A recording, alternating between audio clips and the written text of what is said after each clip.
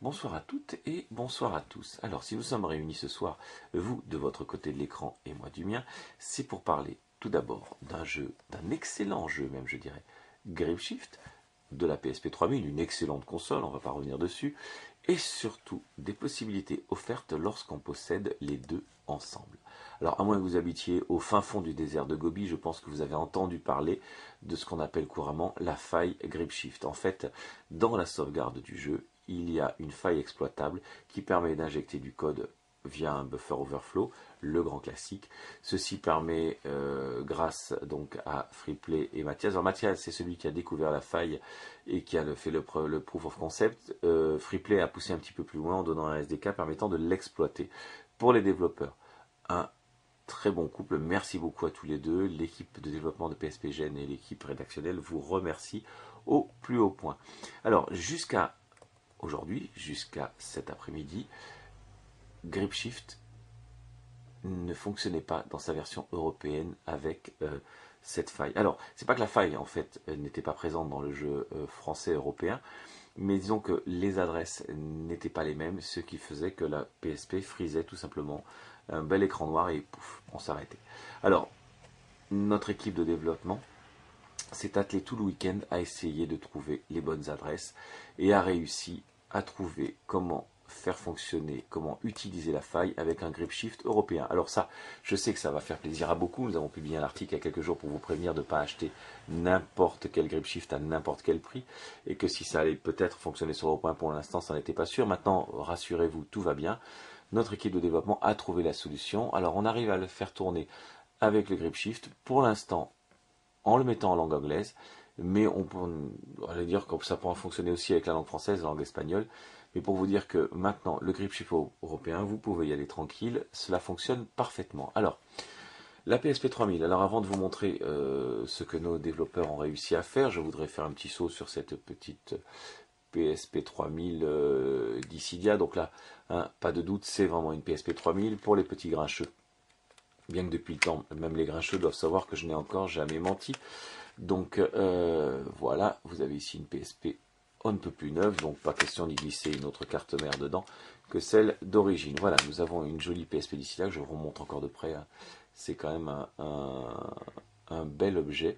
C'est même une très belle console. Alors voici donc maintenant la console, on y glisse cette petite mémoristique avec les fichiers qui vont bien dedans. Alors, on vous montrera après. Voilà, ici c'est le Grapeshift donc européen, on le reconnaît au PEGI, hein, puisque ça c'est l'organisme pour l'Europe. Ici un UMD. Ah, on a apprécié le décor quand même, au fait, je oublié de vous en parler. Petit décor avec des petits zèbres pour le petit côté jungle de Grapeshift. Enfin bon, on a voulu faire dans la déco. Là on va vous montrer que c'est bien une version euro. Hein, ULES 00177 et non 1040 comme l'américain. Voilà. Alors, on va le glisser dans la console.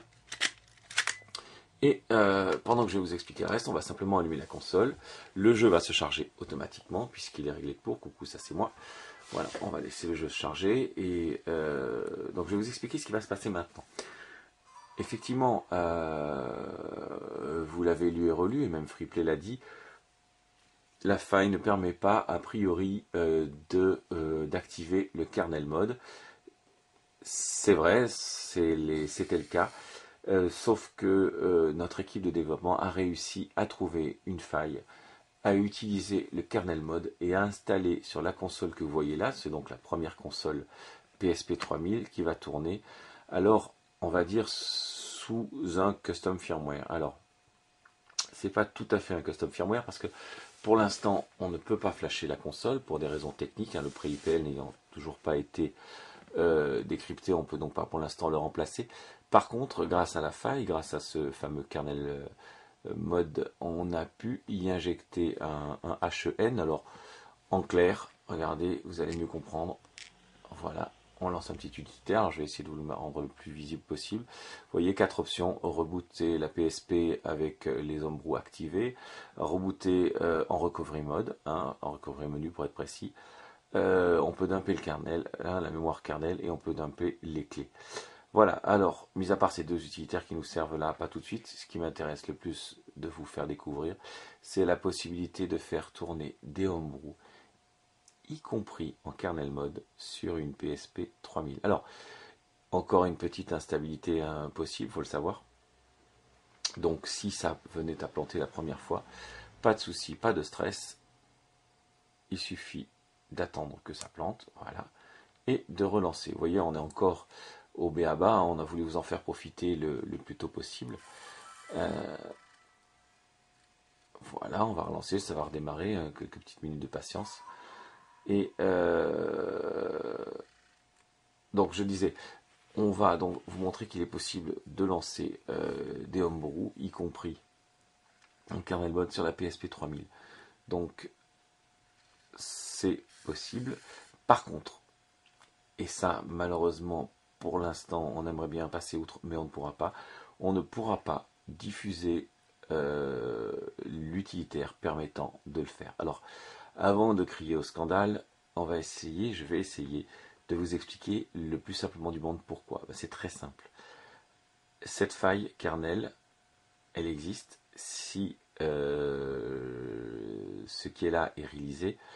Le lendemain, elle sera bouchée, cette faille. Conclusion, on se retrouvera sourd et aveugle.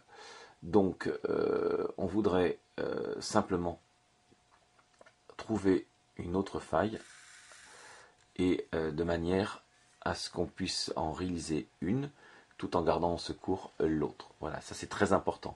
On ne réalisera pas cet utilitaire tant qu'on n'aura pas une solution de secours. Voilà, on va être clair avec vous, on n'a rien à cacher. Alors je sais que ça va sans doute en faire râler quelques-uns, mais sachez simplement que c'est possible, c'est le but. Voici.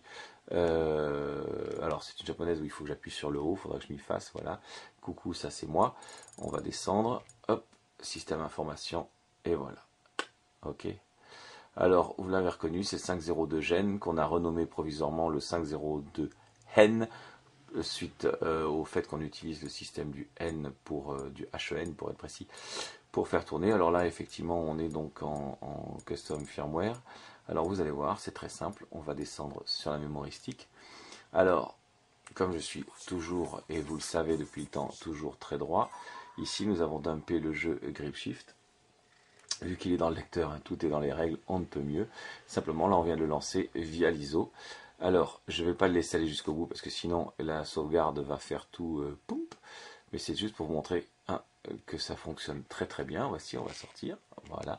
Alors par contre, on est en anglais. Hein, ça c'est le petit côté sympa. Quoique à ce moment-là, je pourrais peut-être passer en français, mais bon, en même temps, pour être très clair, ma console est plus souvent en anglais qu'en français. Voilà, nous allons descendre sur... voilà, vous avez vu, hein, tout alors on ne touche pas à ça puisque, bien sûr, on ne touche pas au flash quand on est dans ce mode-là. Mais voilà, c'était juste pour vous montrer que, effectivement, on peut maintenant être avec ce système en custom firmware sur une PSP 3000 ici, Dissidia, tout simplement. Voilà. Alors, les greetings reviennent, comme je vous l'ai dit, et je le répète encore une fois, à Mathias et Freeplay pour la découverte de la faille et la mise en œuvre du premier SDK. Ceci a été fait par notre équipe de développement Gen. Vous avez aperçu les noms tout à l'heure au moment du reboot. Que vous dire de plus? Vous savez qui est derrière, nos deux développeurs anonymes, comme d'habitude. Je vous remercie de m'avoir écouté. Alors, encore une fois, et avant de vous quitter, ne criez pas au loup, ne râlez pas. Si on ne diffuse pas ceci, c'est pour continuer à pouvoir, si demain il y a d'autres choses, continuer à pouvoir accéder à l'underground sans lâcher toutes ces cartouches. Voilà, là-dessus, nous vous laissons. Sachez que nous allons mettre en ligne, par contre,